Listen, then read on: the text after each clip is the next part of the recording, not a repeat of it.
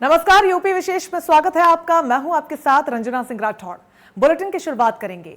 मुख्यमंत्री योगी आदित्यनाथ झांसी के दौरे पर पहुंचे। झांसी पहुंचकर मुख्यमंत्री ने सबसे पहले कलेक्ट्रेट में इंटीग्रेटेड कोविड कमांड सेंटर का निरीक्षण किया। कोविड सेंटर के निरीक्षण के दौरान उन्होंने जिले में संक्रमित मरीजों की बढ़ती संख्या को लेकर चिंता भी जाहिर की। झांसी मंडल के जनप्रतिनिधियों, जिले के अधिकारियों व मेडिकल कॉलेज के अधिकारियों के साथ उन्होंने समीक्षा बैठक भी की। साथ ही सीएम योगी ने कहा कि गंभीर मरीजों को लेकर किसी तरीके की लापरवाही न बरती जाए। सीएम ने कहा कि प्रदेश में 24 अप्रैल को सबसे ज्यादा 38,000 केस सामने आए थे। आज प्रदेश में यह संख्या घटकर 4,000 पर पहुंच गई है। वहीं एक्टिव केस की संख्या 3,10,000 से घटकर 84,000 तक पहुंच गई है। हम लोगों ने पिछले 22 दिनों के अंदर 2,26,000 से अधिक सक्रिय मरीजों को ठीक किया है।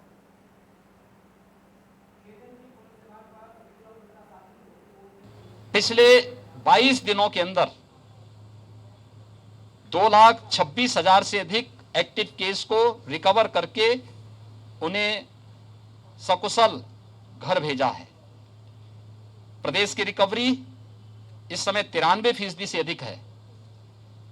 प्रदेश के अंदर पॉजिटिविटी अभी 2 के आसपास है।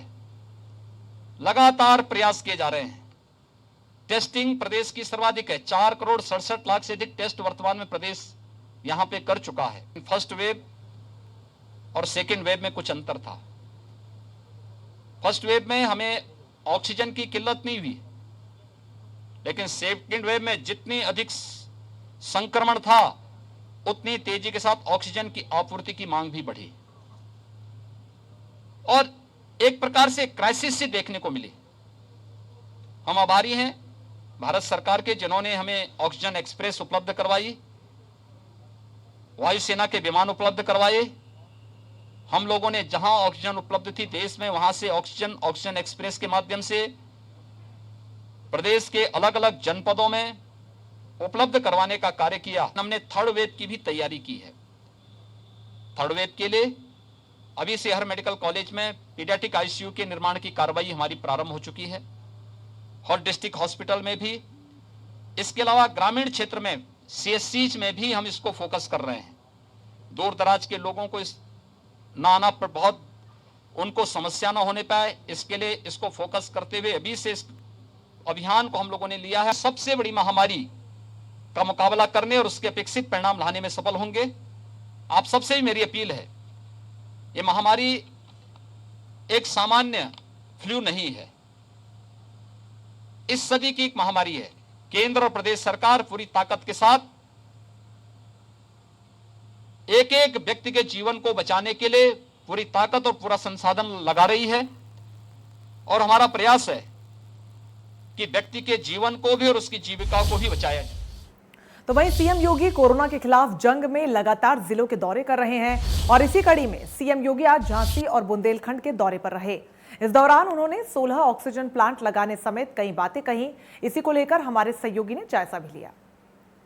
प्रदेश के मुख्यमंत्री योगी आदित्यनाथ कोविड की स्थिति जानने के लिए प्रदेश के लगातार जिलों के दौरे कर रहे हैं और इन दौरों में उसी क्रम में आज बुंदेलखंड का 1 दिवसीय दौरा आज योगी आदित्यनाथ का है, जिसमें आज झांसी में आज सुबह पहुंचे और उसके बाद स्थलीय निरीक्षण के लिए यहाँ कोविड कमांड सेंटर जो बनाया गया है कलेक्टेड में, वहाँ पर निरीक्षण किया। इसके बाद मेडिकल कॉलेज पहुंचे और मेडिकल कॉलेज में एक समीक्षा बैठक की, जिसमें तमाम जो प्रशासनिक अधिकारी हैं और जनप्रतिनिधि हैं उनके साथ एक समीक्षा बैठक की और साथ ही साथ इसमें डॉक्टरों को भी जोड़ा गया और जो मेडिकल कॉलेज के डॉक्टर, प्राइवेट डॉक्टर हैं, उनको भी जोड़ा गया। साथ ही साथ जो आसपास के जिले हैं, मंडल के जितने भी जिले हैं, उनके अधिकारियों को भी, प्रशासनिक अधिकारियों को वर्चुअल इस पूरी समीक्षा बैठक में जोड़ा गया। इसके बाद मुख्यमंत्री ने मीडिया ब्रीफिंग में कई महत्वपूर्ण बातें बताई, महत्वपूर्ण बातें कही, खासतौर पर कोविड की लड़ाई को जारी रखने के लिए ये बात कही, लोगों से प्रोटोकॉल का पालन करने के लिए बात कही खासतौर पर, और मुख्यतः खासतौर पर 15 करोड़ जो प्रदेश के लाभार्थी हैं इस कोरोना काल में, उनको लाभ देने के लिए यहाँ पर एक 15 करोड़ जो लोग हैं उनको खाद्यान्न वितरित की बात कही है। साथ ही साथ ये जून, जुलाई, अगस्त 3 महीने में ये पूरा खाद्यान्न वितरण का कार्य पूरा होने की बात मुख्यमंत्री ने यहाँ बोली। साथ ही साथ यहाँ पर थर्ड वेव की बात कही। खासतौर पर थर्ड वेव की तैयारी के लिए यहाँ झांसी में निर्देशित किया गया अधिकारियों को कि यहाँ पर आईसीयू जो है वो नया आईसीयू बनाया जा रहा है और जिसमें थर्ड वेव की तैयारी के लिए वहाँ पूरी तैयारी की जाए और सभी अधिकारियों को इस बारे में निर्देशित भी किया है। इसके अलावा तमाम जो कोरोना वॉरियर हैं उनको भी काफ़ी धन्यवाद दिया, खासतौर पर सेना के जवानों को, सेना को, चाहे वो थल सेना हो चाहे वायुसेना हो, सभी को धन्यवाद दिया है। साथ ही साथ ऑक्सीजन को, प्रदेश को ऑक्सीजन के लिए आत्मनिर्भर बनाने के लिए कई प्लांट लगाए जा रहे हैं, ये बात भी मुख्यमंत्री ने बोली। खासतौर पर झांसी मंडल में 15 जो है प्लांट लगाए जा रहे हैं, ऑक्सीजन प्लांट, और झांसी जिले की बात करें तो 6 ऑक्सीजन प्लांट यहाँ लगाए जा रहे हैं, जिससे आने वाले समय में यहाँ ऑक्सीजन की कमी ना रहे।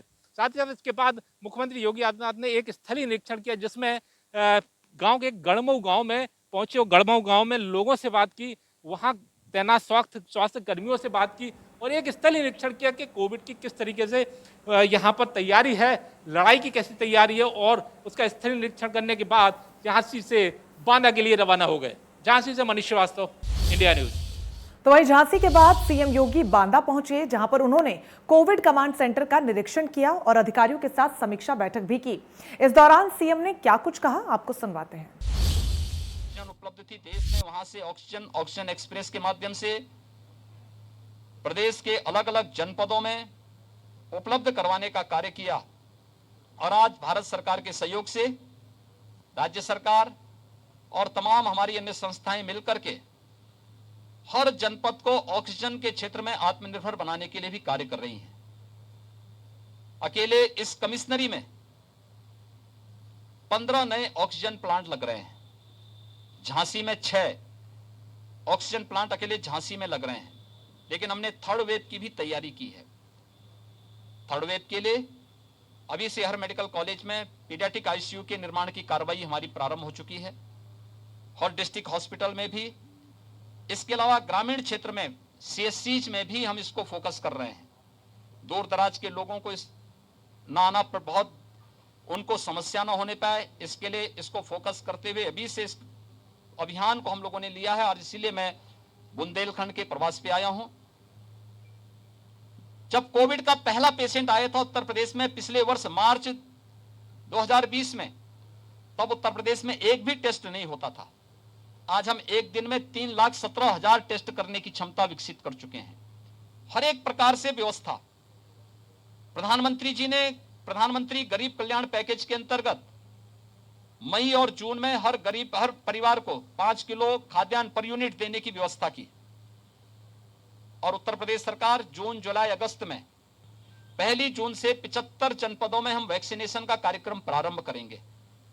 मैंने इस संबंध में माननीय जनप्रतिनिधियों से भी उनकी सक्रियता के साथ जो भूमिका अब तक रही है उसी सक्रियता के साथ वैक्सीनेशन के कार्यक्रम को सफल बनाने, जीरो वेस्टेज तक पहुंचाने, हर जनपद में न्यायिक अधिकारियों के लिए और मीडिया के लिए अलग से बूथ बनाने और हर यूथ को इसके लिए प्रेरित करने के लिए स्वयं सभी जनप्रतिनिधियों से आग्रह किया है। पहले वेब से ही जिन बातों के लिए अपील की जा रही है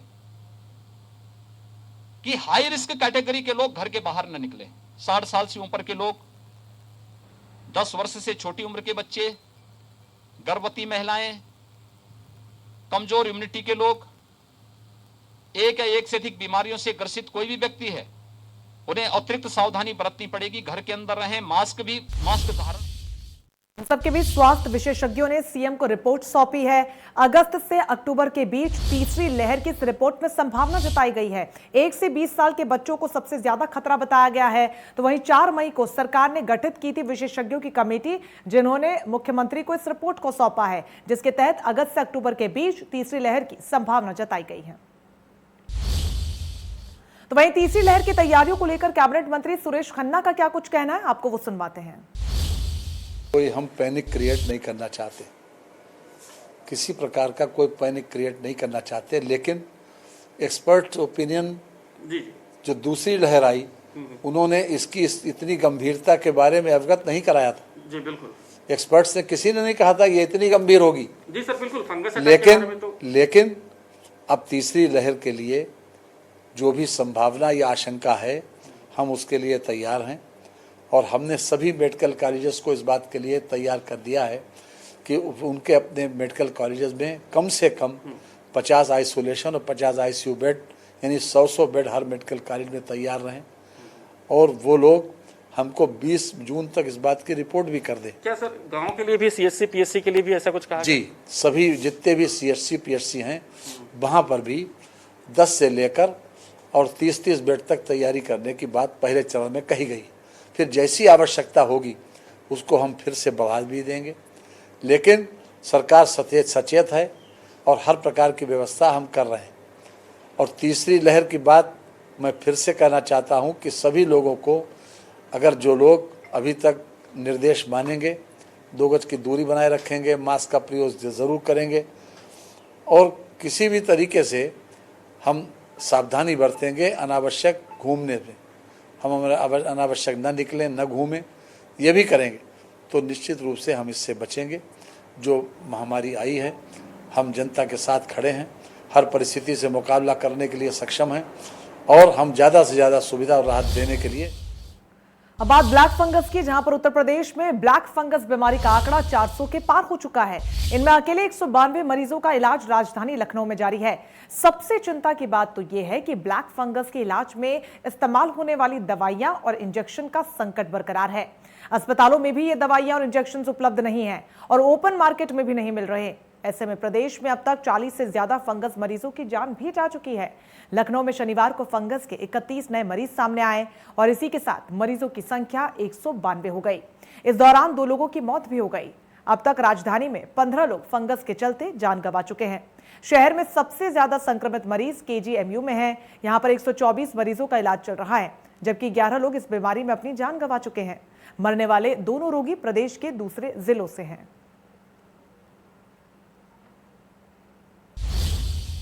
तो वहीं लखनऊ में चिकित्सा स्वास्थ्य मंत्री सुरेश खन्ना ने बड़ा बयान दिया। ब्लैक फंगस को लेकर डॉक्टरों की कमेटी बनाई है, इस बात का जिक्र उन्होंने किया। PGI डायरेक्टर की अध्यक्षता में इस कमेटी को बनाया गया है। कमेटी 3 दिनों के अंदर अपनी रिपोर्ट भी सौंपेगी। फंगस के बारे में कई बार कहा जा चुका है। हमने कल एक कमेटी बनाई है जो हमारे SG PGI के डायरेक्टर हैं श्री राधाकृष्ण धीमन, उनकी अध्यक्षता में 5 एक्सपर्ट की कमेटी बनाई। कल शाम को ही हम उसके ऊपर बना के हम आए थे और उसमें बहुत क्वालिफाइड लोग, बहुत ही हाईली एजुकेटेड भी और जो एक्सपीरियंस होल्डर है, उन लोगों को हमने रखा है ताकि हमको 3 दिन के अंदर एक्सपर्ट ओपिनियन मालूम हो जाए कि इस बीमारी के कितने आयाम हैं, कितने तरीके की ये बीमारी हो सकती है, उसका बचाव भी और उसका इलाज भी। ये उनका क्षेत्राधिकार हमने तय कर दिया और 3 दिन के अंदर वो रिपोर्ट आएगी। 3 दिन के बाद हम इसमें डिटेल रूप से हम आपको बताने में सक्षम हो सकेंगे। आज की तारीख में अभी तक की जो एक्सपर्ट ओपिनियन है वो ये है कि ये धमनियों के में खून के प्रवाह का रोकता है और ख़ास तौर से उन लोगों के लिए ज़्यादा नुकसानदेह है जो किसी न किसी रूप में डायबिटिक हैं या चाहे वो शुगर के ब्लड शुगर हो या दूसरे तरीके की शुगर पेशेंट हो। उन लोगों को ये कोरोना की बीमारी ज़्यादा असर किया है। अभी तक ब्लैक निशान वहाँ पर पड़ा जाता है जहाँ पर खून का दौरान रुक जाता है, जहाँ जिस पोर्शन में बॉडी के खून का दौरान सीमित होगा या उपयुक्त न होगा या धार या प्रवाह उसका संकुचित होगा, तो वहाँ पर उस वो स्पॉट काला पड़ता चला जाता है। इसलिए उसको ब्लैक फंगस के रूप में अभी तक डिनोट किया जाता है, लेकिन इसका जो टेक्निकल नाम है वो दूसरा है और टेक्निकल नाम के आधार के ऊपर ही हमने अभी तक इलाज शुरू किया है। जो एक्सपर्ट ओपिनियन है उसके हिसाब से 50 से 60 इंजेक्शन एक पेशेंट को 8 से 10 दिन में दिए जाने चाहिए। एक दिन में 5 और 6 इंजेक्शन दिए जाने का प्राविधान है। 50 से 60 इंजेक्शन मरीज की फिजिकल कंडीशन, बाकी कंडीशंस को देख के दिए जा रहे हैं और हर हालत में हमें विश्वास है कि जिस प्रकार से हमने कोरोना की महामारी को मिनिमाइज़ किया और उसी प्रकार से हम कोरोना जितने भी इस ब्लैक फंगस का जो इशू है इसको भी हम मिनिमाइज़ भी करेंगे और इसको पूरी तरीके से ट्रीट भी करेंगे और इसको समाप्त करने की दिशा में जो भी हमारे संभव प्रयास होंगे वो सब करेंगे।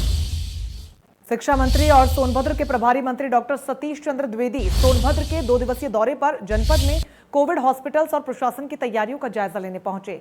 शिक्षा मंत्री ने सबसे पहले जिला कलेक्ट्रेट में प्रशासनिक अधिकारियों की बैठक की और कोविड की चुनौतियों से निपटने के लिए सरकार द्वारा दिए गए निर्देशों का सख्ती से पालन करने के निर्देश भी दिए।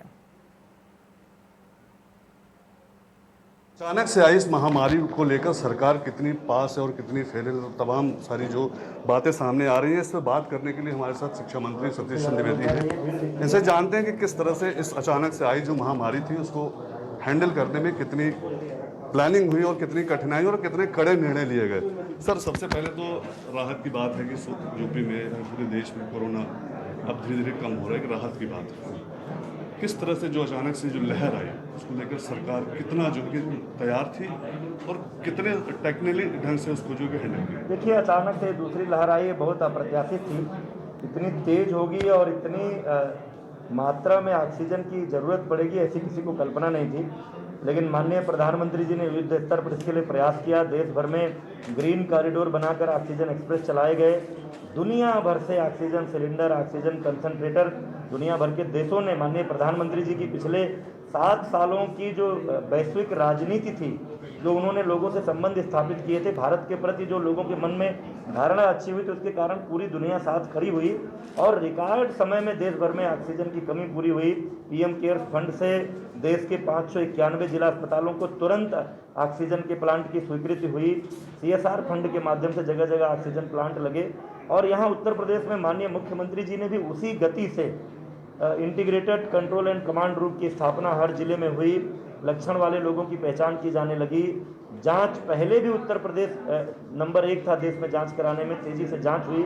लोगों को होम आइसोलेशन में भेजा गया, घर तक दवाएं भेजी गई, टेलीफोन से परामर्श उपलब्ध कराया गया, छिड़काव कराया गया और बड़ी तेज़ी से हर जिला अस्पताल में ventilator, ICU bed, oxygen bed, कई महत्वपूर्ण जगहों पर CHC में भी ये सब सुविधाएँ उपलब्ध करा के लगातार निगरानी और हमारे प्रशासनिक अधिकारी, कर्मचारी और चिकित्सा क्षेत्र में लगे हुए सभी वार्ड बॉय से लेकर के और डॉक्टर्स ने जितना परिश्रम किया, अपनी जान हथेली पर रखकर काम किया, सारे लोगों ने, उस सबका परिणाम यह है कि आज रिकॉर्ड समय में उत्तर प्रदेश में योगी सरकार ने माननीय मुख्यमंत्री जी के नेतृत्व में। सर, आप शिक्षा मंत्री भी हैं और जिस तरह से पंचायत चुनाव भी आए थे और लगातार शिक्षकों की ड्यूटी भी लग रही थी, सरकार का एक कड़ा फैसला था कि नहीं, ड्यूटी में जाना जरूरी है। तमाम परिवार कोविड से परेशान भी थे। सर, कितना कठिन निर्णय था इस फैसले और लोगों की ज़िंदगी बचाने के बीच में आपको कितना इमोशनल जो कि बैलेंस करना पड़ा खुद को? नहीं, देखिए, ये सब नियमित प्रक्रियाएं हैं। देश में चुनाव होते हैं और देश का, प्रदेश का कोई ऐसा विभाग नहीं होता है जिसकी उसमें सहभागिता न हो। एक IAS से लेकर एक प्यून तक सबकी उसमें जिम्मेदारी होती है। ये रूटीन प्रोसेस है, तो इस पर मुझे कोई अलग से टिप्पणी नहीं करनी है। ये तो जब भी चुनाव होते हैं तो जिनकी भी जिम्मेदारी होती है वो सब लोग निर्वहन करते ही हैं।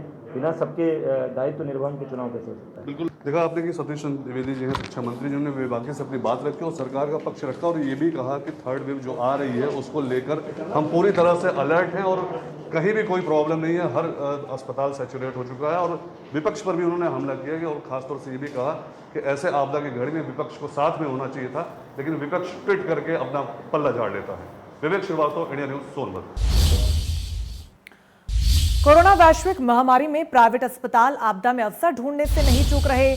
मरीजों की जिंदगियों के साथ खिलवाड़ किया जा रहा है। बस्ती में जिला प्रशासन ने मल्टी स्पेशलिटी शिवा हॉस्पिटल पर छापेमारी की। इस दौरान पता चला कि शिवा हॉस्पिटल बिना लाइसेंस के संचालित हो रहा था, जिसकी शिकायत बार बार जिला प्रशासन को भी मिल रही थी कि यहां पर बिना डॉक्टरों के गंभीर रोगों से ग्रसित मरीजों का इलाज किया जा रहा है। इलाज के नाम पर मरीजों के परिवार वालों से मोटी रकम भी वसूली जा रही है। और इतना ही नहीं, इस अस्पताल में ICU में भर्ती मरीजों से 24 घंटे में 18,000 का चार्ज लिया जा रहा था, जिसकी शिकायत पर सदर SDM आशाराम वर्मा ने अपनी टीम के साथ औचक छापेमारी की। शिकायत सही पाए जाने पर हॉस्पिटल को सीज कर दिया गया है। छापेमारी के दौरान कुछ गंभीर मरीज भी मिले, जिन्हें जिला अस्पताल बस्ती में भर्ती करवा दिया गया है।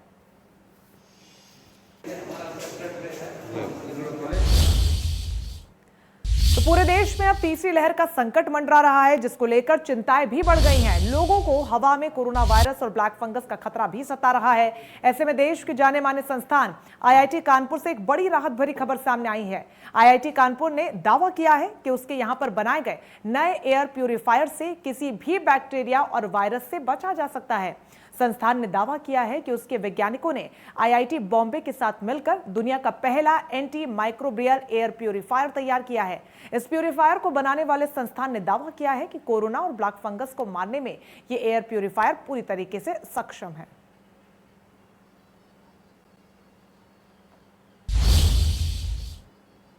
उत्तर प्रदेश की योगी सरकार का लक्ष्य है कि कोरोना की तीसरी लहर से पहले राज्य की ज्यादातर आबादी का टीकाकरण पूरा कर लिया जाए। इसी कड़ी में बाराबंकी जिले के सिसौंदा गांव में स्वास्थ्य विभाग की टीम वैक्सीन लगाने पहुंची थी। इस दौरान वैक्सीन लगवाने के डर से ग्रामीण भागने लगे और कुछ ने सरयू नदी में छलांग भी लगा दी। गांव वालों को जैसे ही स्वास्थ्य विभाग की टीम के आने की जानकारी हुई तो वो डर गए। कई लोग गांव से कुछ दूरी पर स्थित सरयू नदी के किनारे आकर बैठ गए। स्वास्थ्य विभाग की टीम को इस बात की जानकारी मिली तो स्वास्थ्य कर्मी ग्रामीणों को समझाने के लिए नदी किनारे पहुंच गए। ग्रामीण हेल्थ टीम को आता देख इतने भयभीत हो गए लोग कि भागने का रास्ता नहीं सूझा तो वो सरयू नदी में ही कूद पड़े। छलांग लगाते समय गांव वालों ने अपनी जान की परवाह भी नहीं की। एसडीएम के समझाने के बाद ग्रामीण नदी से बाहर आए। एसडीएम ने ग्रामीणों के अंदर व्याप्त डर और भ्रांतियों को दूर कर उन्हें वैक्सीन लगवाने के लिए राजी किया। फिर 14 लोगों ने वैक्सीन लगवाई। बता दें कि सिसौंदा गांव की जनसंख्या 1500 के करीब है।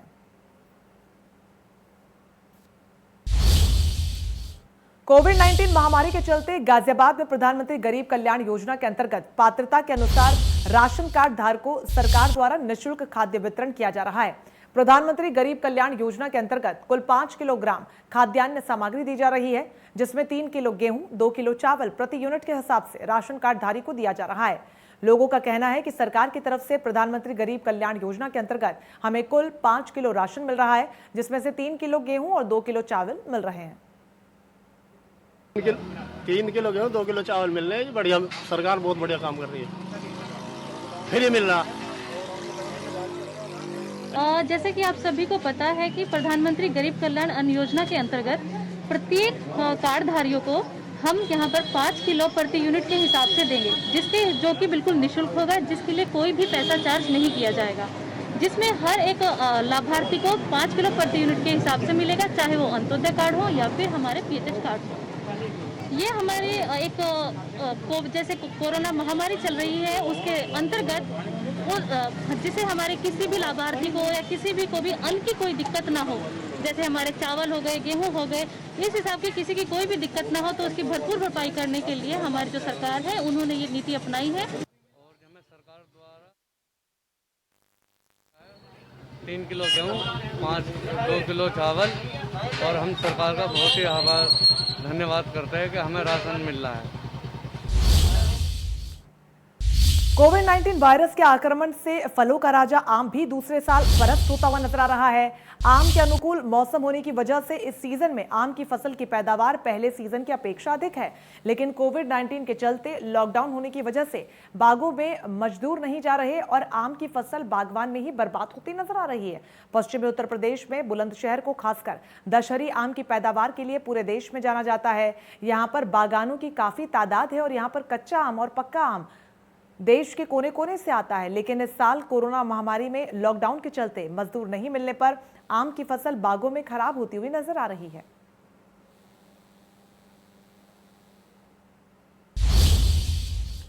इसी के साथ यूपी विशेष में बस इतना ही, लेकिन लगातार बड़ी खबरों के लिए आप बने रहिए हमारे साथ। नमस्कार।